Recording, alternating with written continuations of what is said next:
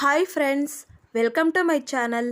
ನೀವಿನ್ನೂ ನಮ್ಮ ಚಾನಲ್ಗೆ ಸಬ್ಸ್ಕ್ರೈಬ್ ಆಗಿಲ್ಲ ಅಂದರೆ ದಯವಿಟ್ಟು ಸಬ್ಸ್ಕ್ರೈಬ್ ಆಗಿ ನಮ್ಮ ಚಾನಲ್ಗೆ ಸಪೋರ್ಟ್ ಮಾಡಿ ಫ್ರೆಂಡ್ಸ್. ಹಾಗೆ ಈ ಸೀರಿಯಲ್ ನಿಮ್ಗೆ ಇಷ್ಟ ಇದ್ದರೆ ಒಂದು ಲೈಕ್ ಕೊಡಿ. ಇಲ್ಲಿ ಅಜಿತ್ ಅವರು ಸತ್ಯಣ್ಣ ಯಾವತ್ತೂ ಆಗದಿರೋ ಗೊಂದಲ ತಳಮಳ ಇವತ್ತಾಗ್ತಾ ಇದೆ, ಒಂದು ಸಲ ಮನೆಗೆ ಹೋಗಿ ನೋಡ್ಕೊಂಬಂದ್ಬಿಡೋಣವಾ ಅಂತ ಹೇಳಿದಾಗ ಸತ್ಯ ಅವರು ಸರಿ ನಡಿ ಹೋಗಿ ಬರೋಣ ಅಂತ ಸತ್ಯ ಅವರು ಮತ್ತು ಅಜಿತ್ ಅವರು ಹೋಗ್ತಾ ಇರ್ತಾರೆ. ಆದರೆ ದಾರಿ ಮಧ್ಯದಲ್ಲೇ ಗಾಡಿ ಕೆಟ್ಟೋಗ್ಬಿಡುತ್ತೆ. ಗಾಡಿ ರಿಪೇರಿ ಮಾಡಿಕೊಂಡು ನಿಂತ್ಕೊತಾರೆ. ಈ ಕಡೆ ಭೂಮಿ ತನ್ನ ಮದುವೆ ಆಗಿ ಬಂದಿದ್ದು, ಅತ್ತೆ ಪ್ರೀತಿ ತೋರಿಸಿದ್ದು, ಸಾಹೇಬ್ರು ಪ್ರೀತಿ ತೋರಿಸಿದ್ದು ಇದನ್ನೆಲ್ಲ ನೆನೆಸ್ಕೊಂಡು ನಾನಿನ್ನ ಬರ್ತೀನಿ ಸಾಹೇಬ್ರೆ ಅಂತ ಭಾವುಕಳಾಗಿ ಮನೆ ಬಿಟ್ಟು ಹೊರಟಿದ್ದಾಳೆ.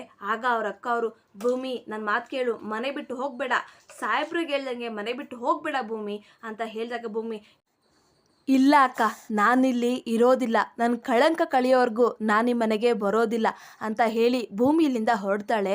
ಹೊರಡಬೇಕಾದ್ರೆ ತನ್ನ ಹಳೆಯ ನೆನಪುಗಳನ್ನೆಲ್ಲ ನೆನೆಸ್ಕೊಂಡು ಅಳ್ತಾ ಹೋಗ್ತಾ ಇರ್ತಾಳೆ. ಈ ಕಡೆ ಮನಸ್ವಿನಿ ಹೆಸರಲ್ಲಿ ಹೋಮ ಮಾಡಿಸ್ತಾ ಇರ್ತಾರೆ ದೇವಸ್ಥಾನದಲ್ಲಿ. ಈಗ ರಾಮನಾರಾಯಣ ಅವರು ಇಲ್ಲಿಗೆ ಬರ್ತಾರೆ. ಒಂದು ನಿಮಿಷ, ನಮ್ಮ ಮನೆ ಮಗಳನ್ನ ಕರ್ಕೊಬರಕ್ಕೆ ಹೋಗಿದ್ದೆ ಅಂತ ಹೇಳಿದಾಗ ಸಂಗೀತ ಅವರು, ಯಾರನ್ನ, ಭೂಮಿನ ಅಂತ ಕೇಳಿದಾಗ ರಾಮನಾರಾಯಣರು, ನಾನೇ ಅವಳನ್ನ ಕರ್ಕೊಂಬರ್ಲಿ, ಈ ಮನೆ ಮಗಳು ಮನಸ್ವಿನಿನ ಕರ್ಕೊಂಬಂದಿದ್ದೀನಿ ಅಂತ ಹೇಳಿದಾಗ ಎಲ್ಲರಿಗೂ ಶಾಕ್ ಆಗುತ್ತೆ. ಅಶ್ವಿನಿ ಬಾಮ್ಮ ಅಂತ ಹೇಳಿದಾಗ ಮನಸ್ವಿನಿ ಬರ್ತಾಳೆ. ಈಗ ಅಂಜನಾ ಆಸ್ತಿಗೋಸ್ಕರ ಯಾರ್ಯಾರನ್ನೋ ಮನಸ್ವಿನಿ ಅಂತ ಕರ್ಕೊಬಂದರೆ ನಾವು ಅವರನ್ನು ನಂಬಿಡ್ಬೇಕಾ ಅಂತ ಹೇಳಿದಾಗ ರಾಮನಾರಾಯಣವರು, ಅದು ಹಾಗಲ್ಲ, ಸಾಕ್ಷಿ ಇದ್ದಿದ್ದಕ್ಕೆ ನಾನು ಅವಳನ್ನು ಕರ್ಕೊಬಂದಿದ್ದು. ನಾನು ಆಶ್ರಮಕ್ಕೆ ಹೋಗಿ ವಿಚಾರಿಸ್ದೆ, ಇವಳನ್ನ ಆಶ್ರಮಕ್ಕೆ ಬಿಟ್ಟೋಗಿ ಡ್ರೈವರ್ ಹೆಸರು ವೀರಚನ್ನಪ್ಪ ಅಂತೆ. ನೀವೇ ಹೇಳಿದ್ರಿ ಅಲ್ವಾ, ಆ ಡ್ರೈವರ್ ಹೆಸರು ವೀರಚನ್ನಪ್ಪ, ಮನಸ್ವಿನಿನ ಬಿಟ್ಟೋಗಿ ಡ್ರೈವರ್ ಅಂತ. ಮತ್ತು ಇನ್ನೊಂದು ಬಲವಾದ ಸಾಕ್ಷಿ ಇದೆ, ಮನಸ್ವಿನಿ ಕತ್ತಲಿದ್ದ ಮೀನಿನ ಡಾಲರಿನ ಚೈನು ನೋಡಿ ಇಲ್ಲಿ ಅಂತ ಹೇಳಿದಾಗ ಎಲ್ಲರೂ ಇವಳೆ ಮನಸ್ವಿನಿ ಅಂತ ಹೋಗ್ತಾರೆ. ಮತ್ತು ಮನಸ್ವಿನಿ ಚಿಕ್ಕವಳಾಗಿದ್ದ ಫೋಟೋಗಳನ್ನ ತೋರಿಸ್ತಾರೆ. ಇದನ್ನು ನೋಡಿ ಅಶ್ವಿನಿನೇ ಮನಸ್ವಿನಿ ಅಂತ ಮನೆಯವರೆಲ್ಲ ನಂಬ್ತಾರೆ. ಈಗ ಅಶ್ವಿನಿ ಶ್ರವಣರನ ಅಪ್ಪ ಅಂತ ಹೋಗಿ ತಬ್ಕೊತಾಳೆ. ಶ್ರವಣರು ಕೂಡ ಭಾವುಕರಾಗಿ ಮನಸ್ವಿನಿನ ತಬ್ಕೊತಾರೆ.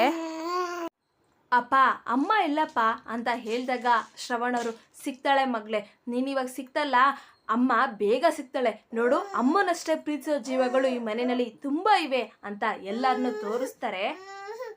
ಈಗ ದೇವಸ್ಥಾನದಲ್ಲಿ ಎಲ್ಲರೂ ಪೂಜೆ ಮಾಡಬೇಕಾದ್ರೆ ಹೋಮಕ್ಕೆ ಕಾಯಿ ಹಾಕಿ ಅಂತ ಕೊಡ್ತಾರೆ.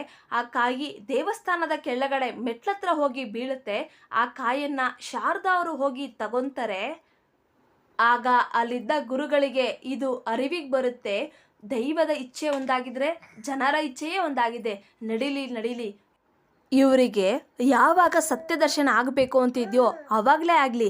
ಗುರುಗಳಿಗೆ ಇಲ್ಲಿ ಅಶ್ವಿನಿನೇ ಅವ್ರ ಮಗಳು ಅಲ್ಲ ಅನ್ನೋ ಸತ್ಯ ಅವ್ರ ಅರಿವಿಗೆ ಬರುತ್ತೆ. ಶಾರದಾ ಇಲ್ಲೇ ಇರೋ ಸತ್ಯ ಕೂಡ ಅವ್ರ ಅರಿವಿಗೆ ಬರುತ್ತೆ.